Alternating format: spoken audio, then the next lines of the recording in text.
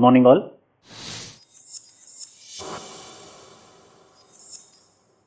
Every week we are coming up with current affairs, weekly current affairs. From the last 5 weeks we are properly doing those topics which are very much in the news, the current affairs topics, very meticulously taken, what are important for the prelims point of view, mains point of view, and those topics we are doing on this weekly current affairs class. And today I am going to discuss about August 4th week current affairs. And the first topic which was in the news is the scheme which is called as Pradhana Mantri Kusum scheme. The first which is very much in the news is Pradhana Mantri Kusum scheme. Why? Because the funds were being allocated for the sake of establishment of solar panels, for the sake of providing solar panels for the farmers, so that the farmers will be installing the solar panels for the sake of drawing electricity for their motors, for agriculture sector. For their irrigation facility sector, the electricity will be drawn from the solar panels. Not only for the irrigation purpose, the solar panels will also helpful in generating the electricity, and this electricity will be connected to the power grid of that particular state, and how much units they are giving to the state government or state electricity board, the amount will be given to the farmers. So it is also an alternative income system. It is also an alternative income system which is called as Pradhana Mantri Kusum scheme. The Union Minister for Power and Ministry for New and Renewable Energy reviewed the implementation of Pradhana Mantri Kusum. What is this Kusum? Kisan Urja Suraksha Evam Uttan Mahabhayan. Pradhana Mantri Kisan, agriculturist, Urja means power, Suraksha means protection, Evam Uttan Mahabhayan means providing or creating or generating solar electricity by using solar panels is the scheme for Kusum scheme. So first thing what you have to remember means Pradhana Mantri Kusum means production or generation of electricity by using solar panels, mainly for the sake of agriculture works, mainly for the sake of agriculture sector, as well as an alternative income for the farmers. So they can install the solar panels and electricity will be used for the sake of agriculture purpose. If more electricity is produced, the same electricity which is produced in or generated in excess will be given to the state government, so that as they are contributing their units of electricity, their units of power, the government will be restoring the amount to them, or the government will be reimbursing amount to them. So it is like an alternative income mechanism for the farmers. That is the main intention of Pradhana Mantri Kusum. So this scheme went for review. So importance of Kusum scheme for farmers, which provides them a daytime reliable source of power for irrigation activities and also increasing their income, alternative source of income. So these are the solar panels. The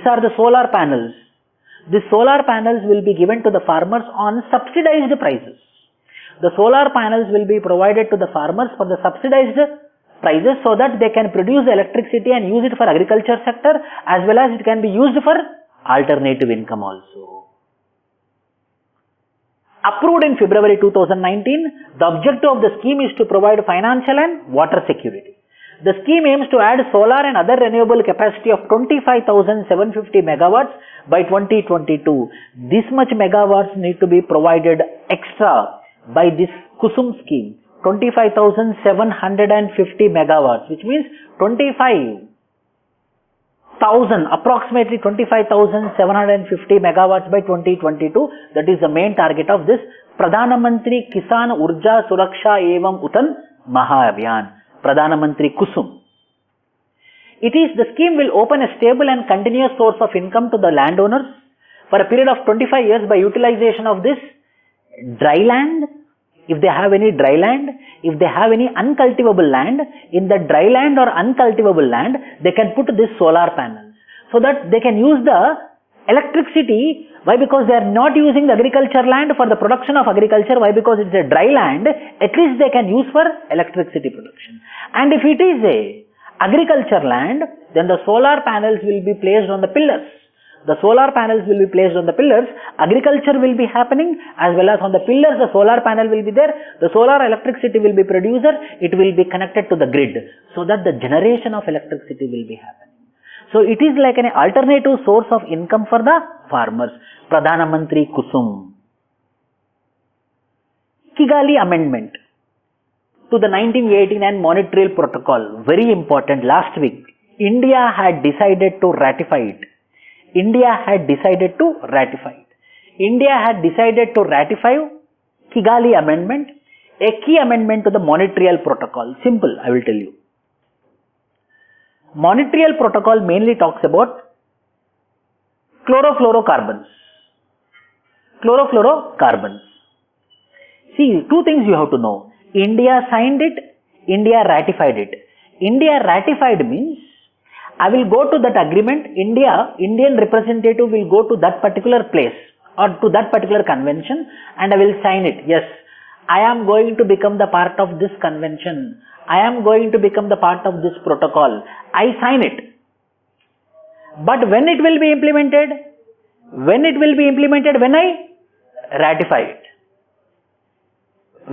ratify it. So ratify means when the parliament passes it. That means we signed it and we are also going to implement. For the sake of implementation, it will be ratified. Ratification means when it is passed by the parliament. 1 minute.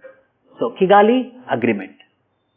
India has decided to ratify Kigali Amendment, a key amendment to the Monetary Protocol. Negotiated in the Rwandan capital in October 2016. The amendment has already come into force from the start of 2019.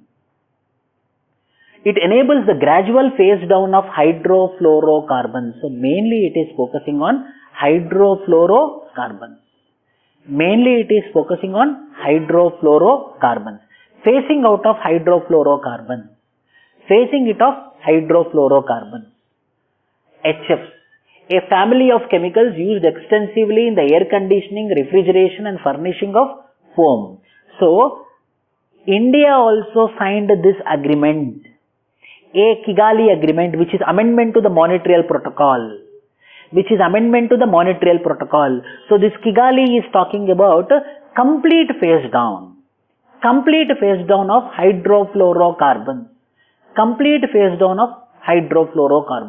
India decided that we are going to phase out this. So there are various events are there. United Nations Environment Program means international climate negotiations. Now we are here with respect to this Kigali Agreement. So prelims point of view, only one is important. What is this Kigali Agreement? Kigali Agreement is amendment to the Monetary Protocol, mainly with respect to hydrofluorocarbons. Now India is also committed to phase out complete hydrofluorocarbons. Why? Because the generation of hydrofluorocarbons is resulting in degeneration of ozone layer.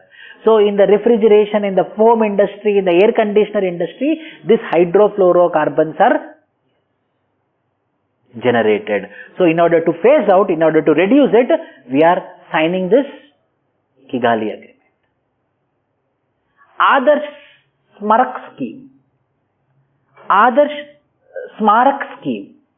Here, some of the heritage sites. Adarsh Smarak Scheme means some of the heritage sites will be made visitor friendly. That much only you have to remember. What is this Adarsh Smarak Scheme? It will come in the examination. Adarsh Smarak Scheme means some of the heritage centers will be made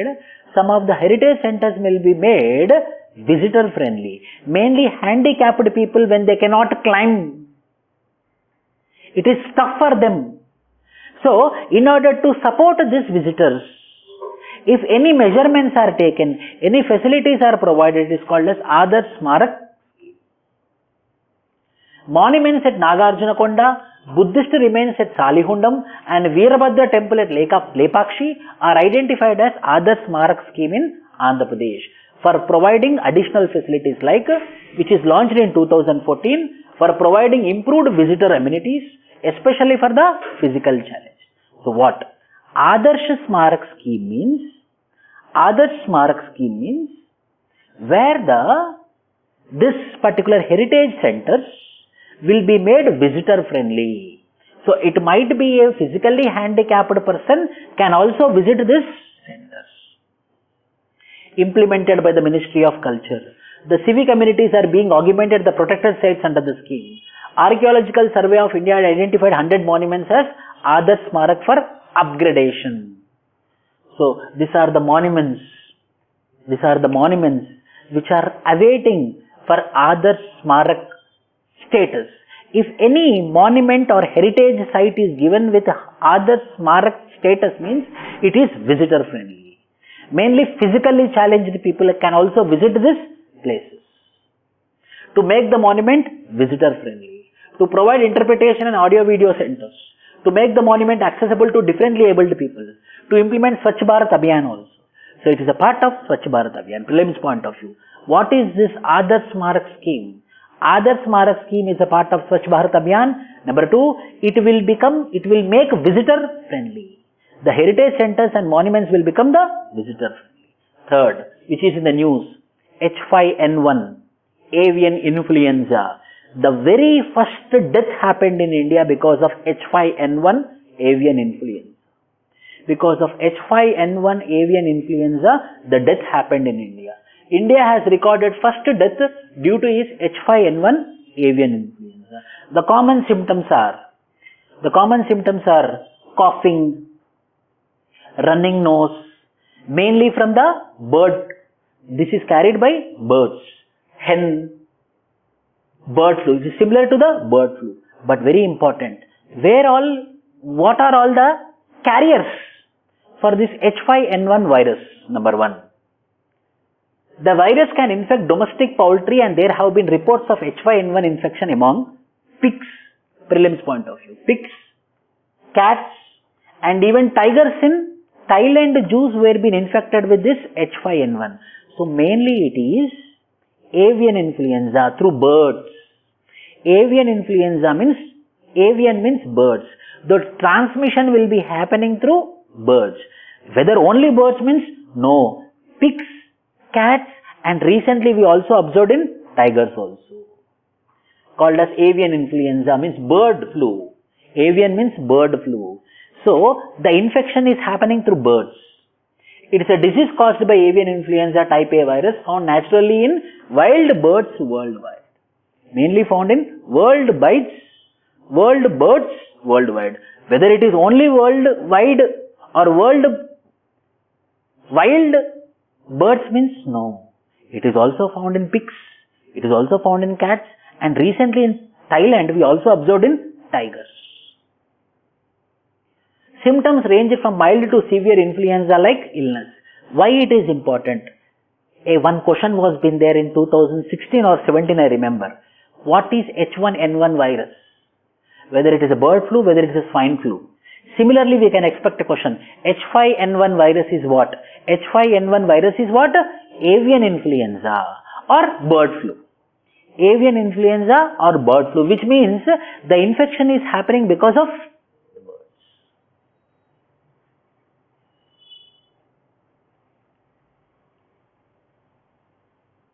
Standup India scheme. Standup India scheme. So the first scheme which came is Startup India scheme.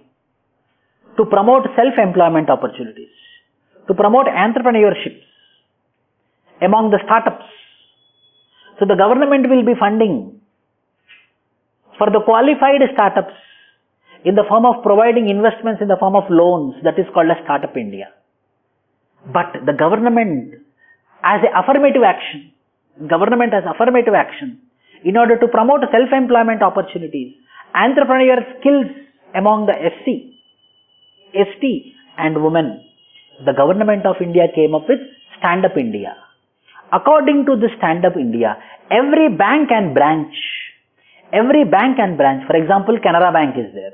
In that Canara Bank, in that branch, compulsory one loan should be given to one SC entrepreneur, one ST entrepreneur, one woman entrepreneur. It's a compulsion. So compulsory they will be providing the loans. So that self-employment will be happening within this historically disadvantaged sections. That is called a Stand-Up India scheme. So why it is important? Now the scheme got extended till 2025. The Stand-Up India scheme duration is been extended up to 2025 in this week. That is the reason it is in the current affair. So you need to know the Stand-Up India. What is the Stand-Up India? Banks have sanctioned 26,204 crores to about 1,16,000 beneficiaries under the scheme in the last 5 years. It is started in 2016, now it is 2021, extended to 2025. The Stand-Up India started in 2026, now it is 5 years, 2021. So within 5 years, how much funds was been allocated? 26 crores, 204 crores were been allotted to the self-employment and entrepreneurs among SC, ST, women. The scheme benefited more than 93,000 women entrepreneurs. It seeks to promote entrepreneurship at the grassroots level of economic empowerment and job creation. The office of SIDBI, Small Industrial Development Bank of India, and NABARD, National Bank for Agriculture and Rural Development, these two are the implementers of this Stand-Up India scheme. The offices of SIDBI and NABARD shall be designated Stand-Up Connect Centers. So directly I can apply to the SIDBI, directly I can apply to the NABARD for the sake of Stand-Up India. Means how, sir? I will tell you.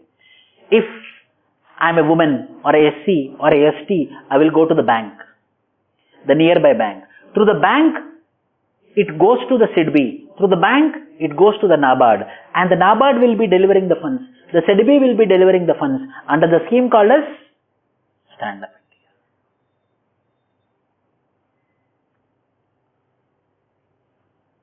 Loans under the scheme of Stand-Up will be provided only for greenfield projects.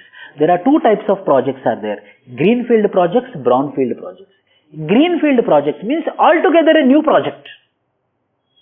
Greenfield project means altogether a new project. Whereas brownfield project means already a project which was been established. If I want refinance, if I want more finance for the already which is there, like already one welding shop is there. Already one welding shop is there. I want to improve the welding shop. It is called as brownfield investment. Why? Because already a shop is there. On the shop I am taking the loan. It is called as brownfield investment. Greenfield investment means altogether a new shop I am establishing. It is called as greenfield investment. So greenfield projects are the new projects. Brownfield projects are developing already existing projects. So this is for whom? The Stand-Up India scheme for whom? Only for greenfield projects, for the beginners. To facilitate loans from scheduled commercial banks of value between rupees 10 lakhs to rupees 1 crore to at least one SC or ST and one woman borrower per bank, per branch for setting up green enterprises in manufacturing, services or trading. Stand-Up India. Endeavor and prosper. SC, ST, women will be provided with loans from 10 lakhs rupees to 1 crore. For what? For greenfield project. Compulsory per bank, per branch. One person from SC, one person from ST, one person from women should be given the loan. So it's the obligation. In the 5 years, 26,204 crores were being disbursed as a part of Stand-Up India.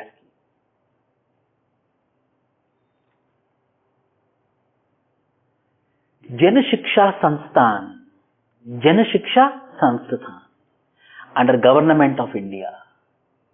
They are promoting, they are providing internet in the tribal remotest villages in the Kerala. Jan Shiksha Sansthan. It provided internet connectivity in the remotest part of the Kerala. The Jan Shiksha Sansthan has brought high-speed internet to some of the remotest tribal hamlets deep inside the Nilambur jungle in Kerala. Few tribal hamlets have got high-speed internet thanks to long-distance Wi-Fi technology. It is an initiative for skill development in rural areas. The scheme of Jan Shiksha Sansthan was formerly known as Shramik Vidyapeeth. It has been implemented through a network of NGOs in the country since March 1967. Now it is totally funded by the government of India. What is the major motto of this Jan Shiksha Sansthan is skill development of the remotest people. But in the corona times, their contribution was very high, mainly with respect to providing internet connectivity in this remotest parts of the country. And they targeted where? Kerala. National monetization pipeline, which I don't like this. National monetization pipeline. Selling the national assets, in simple language, selling off the national assets. The road is national asset. Which is permanent. The government is temporary. This temporary government is selling the permanent asset. The temporary government is selling the permanent asset. The road is permanent, the bridge is permanent, the railway lines are permanent. This permanent government assets means people's assets are being sold by the government. That is called as national monetization pipeline. Under this national monetization pipeline, the government is planning to sell the assets of the country. Like what? Like roads, railway lines, power transmission lines, national gas pipelines, power generation centers, oil pipelines, telecom sectors, mining activities, airports and ports, stadiums, whatever is there, everything will be sold off. National monetization pipeline. In an effort to enlist out the government's infrastructure assets to be sold over the next 4 years. The target is by the next elections, everything should be sold off. National monetization pipeline. Why? There is some government reasoning is there, that I will be telling you. The 4-year national monetization plan will unlock value in brownfield projects by engaging the private sector, transferring to them the rights but not the ownership in projects. Means some percentage will be sold off. If 100% government is there, 20% will be sold off. Up to 49% they will sold, but 51% will be with the government. So that the managerial power will be with whom? 51%. And that 51% will be with the government. But 49% they can sell it off. National monetization pipeline. Roads, railways, power sector, assets will comprise over 66% of the total estimated value of the assets to be monetized, with the balance coming from sectors including telecom, mining, aviation. These all sectors will be sold off. National monetization pipeline. To unlock the values of investment in brownfield public sectors. But what government is telling? Government is telling that to enable infrastructure creation through monetization. So that money which I am getting by monetizing, I will use for infrastructure development. Infrastructure creation through monetization. Wherein the public and the private sector collaborate, each excelling in their core areas of competence so as to deliver socio-economic growth. Yes, allowing privatization is good, but not by selling the assets of the country. But the government vision is different. The government doesn't have the money because of the COVID, because of poor growth which we are experiencing last 2 years. So in order to improve the infrastructure in the country, the government have no other alternative rather than selling its assets. So selling its assets is called as national monetization pipeline. And that money will be used for what? Infrastructure creation. What is procedure to arrest a cabinet minister in India? Why? Because this person got arrested.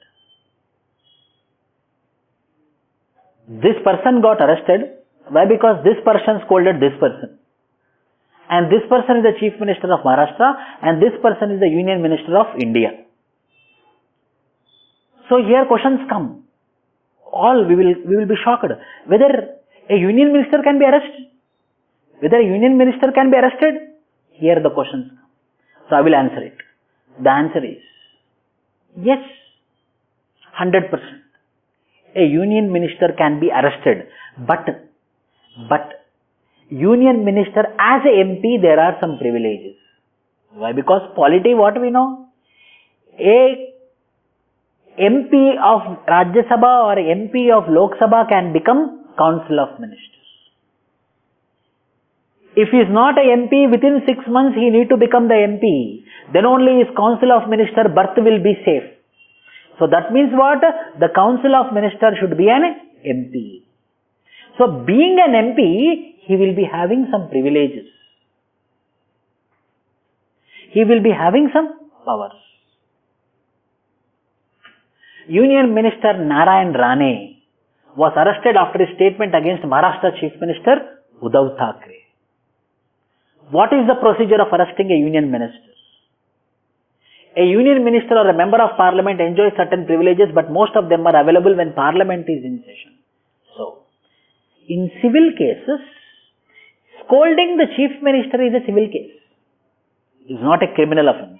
It's a civil case. Why? Because he's scolding. So, the arrest in the case of MP cannot happen. The arrest in the case of MP cannot happen when the parliament is in session. Before parliamentary session 40 days prior, after parliamentary session 40 days post.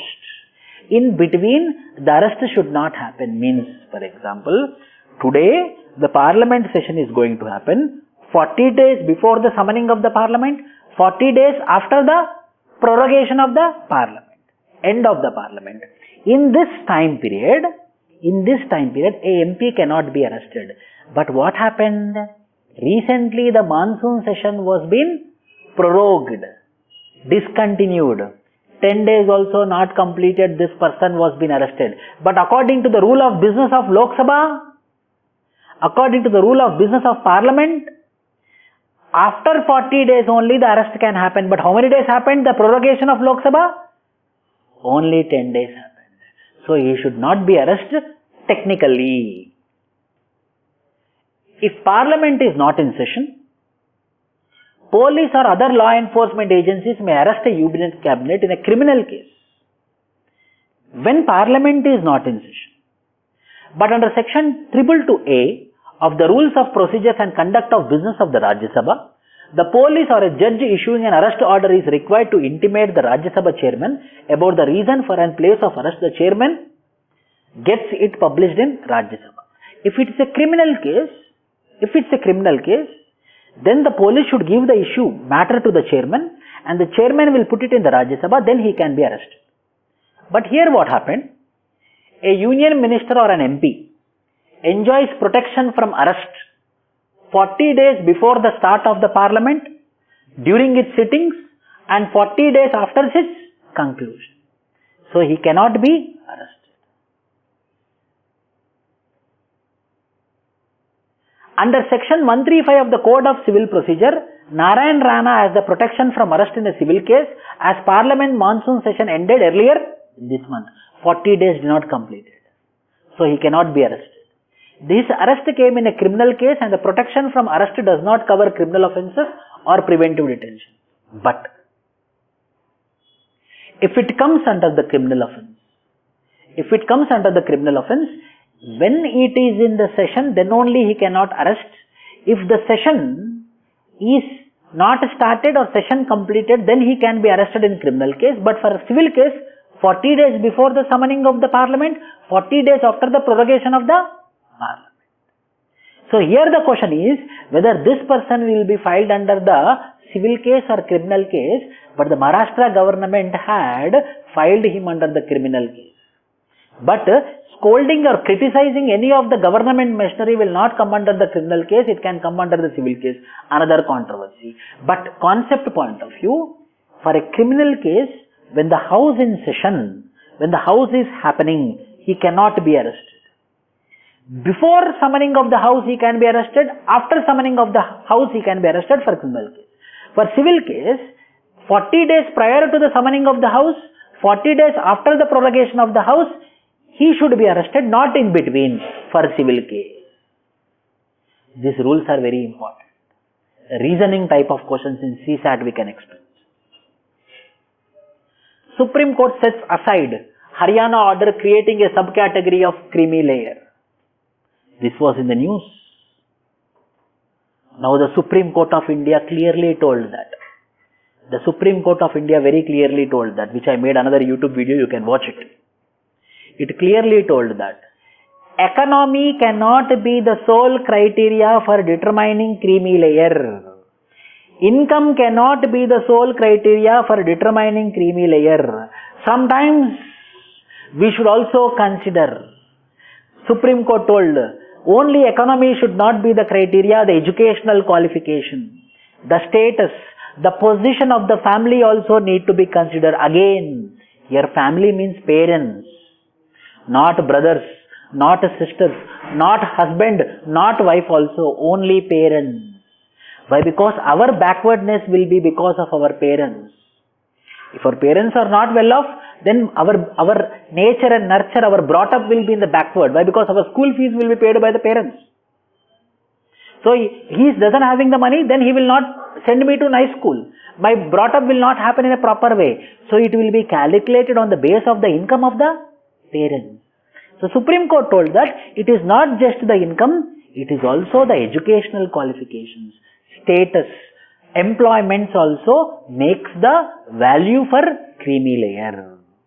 So that means the Supreme Court gave the directions that in recent times the criteria might change. That economy might not be the criteria, employment also might be a criteria. Other sources of income might also be a criteria. Education might also be a criteria. Supreme Court has quashed Haryana government's notification, said economic criteria can't be sole basis to decide creamy layer. Article 14, equality before the law, equal protection of law. 51, prohibit the state from discriminating against any citizen. 63.5, empower the state to provide for positive discrimination. 16, equality of opportunities in public matters. These all things what they are providing, equality should be there. There should not be any discrimination based upon the income. Everyone should be made equal. Everyone should become equal. SC, ST, OBC or women or minorities, everyone should come equal constitutionally. But what happened? The debate is, creamy layer denotes relatively forward, better educated and socially advanced members of OBC. The term was introduced, this creamy layer term was introduced by Sathanathan Committee, which recommended that creamy layer should be excluded from quota benefits. In Indrasani judgment, what is the creamy layer? They fixed it. After a constitution bench judgment in 2018, the Supreme Court told that how OBC is having the creamy layer, we should also think about the creamy layer for SC and ST also. The constitution bench in 2018 told, but not implemented yet. The center has defined creamy layer among the OBCs whose income is less than 8 lakhs is called as non-creamy layer, whose income is more than 8 lakhs are called as creamy layer. So this creamy layer will not get the OBC reservations. This is the debate with respect to the creamy layer which is happening. The two notifications were issued by the Haryana government, subclassifying backward classes solely on economic basis while fixing the criteria for creamy layer. So what I want to tell you that, so Supreme Court gave the judgment that only economy should not be the criteria for determining the creamy layer. Last week judgment.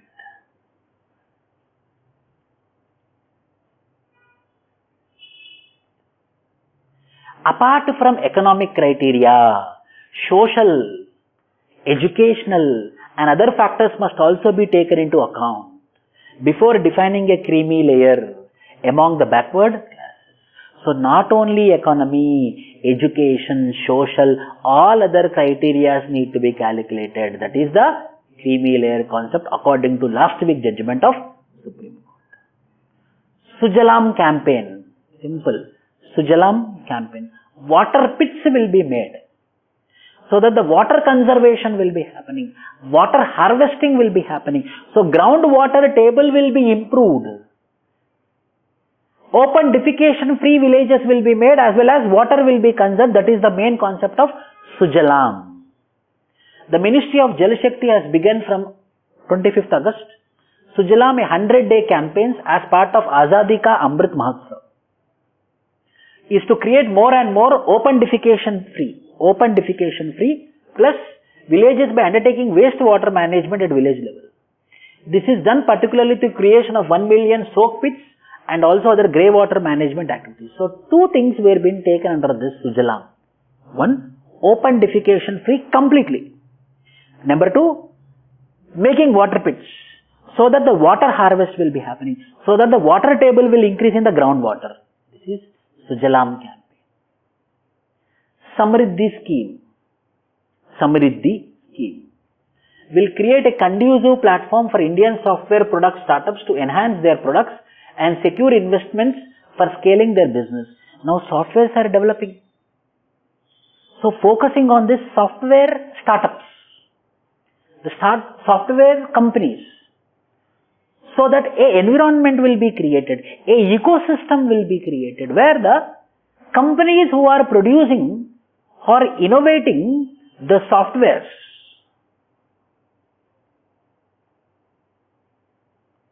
will be promoted, so that Samriddhi of these private companies will be happening. That is the scheme called as Samriddhi under Ministry of Electronics and Information Technology, launched Startup Accelerator of MIT for product innovation, development and growth, which is called as Samriddhi. So prelims point of view, Samriddhi scheme. What is this Samriddhi scheme? Promoting, motivating, empowering the software companies to produce more products and to grow. Samriddhi scheme under the Ministry of Electronics and Information Technology, so that the startups will be having an impetus, so that the software startups will be getting a push. This program is implemented by MeetY Startup Hub. Government will support startups and entrepreneurs in the most challenging phase, which is the initial risk phase. The Samriddhi program will focus on accelerating 300 startups by providing customer connect, investor connect, international expansion opportunities in the next 3 years. So what I want to tell you, Samriddhi, full form, Startup Accelerator of Ministry of Electronics Information Technology for product innovation, development and growth, mainly the entrepreneurs in software companies, startups in softwares. They will be promoted, they will be boosted to produce more innovative softwares. That scheme is called as Samriddhi scheme. New scheme was being envisaged, which is called as Samriddhi scheme. Samarth scheme, that is Samriddhi, this is Samarth in textile industry. Compulsory 5 to 6 questions will come in government schemes, take my word. 2021 prelims, 2022 prelims. Samarth scheme. In order to meet the skill gap, skill is important, no? In order to meet the skill gap in the industry, Ministry of Textiles is implementing Samarth scheme for capacity building in textile sector. The skill of the workers in the textile sector will be improved. Their capacity will be improved. Their knowledge will be improved. Their skill set will be improved, so that they will be earning more, they will be producing more, they will be giving more quality product to the market. Samarth scheme, textile. Samarth scheme is being implemented in association with state government agencies, sectorial organizations of Ministry of Textiles, Manufacturing Industry, Industries Association. Mainly providing the skill set, providing the required market-based skills, so that they can produce those textiles which are useful for the 21st century. So their skill will become saleable skill. So the employee's income will increase as well as the company's income also will increase through this Samarth scheme. These are all the current affairs which was in the news in the August last week. Thank you.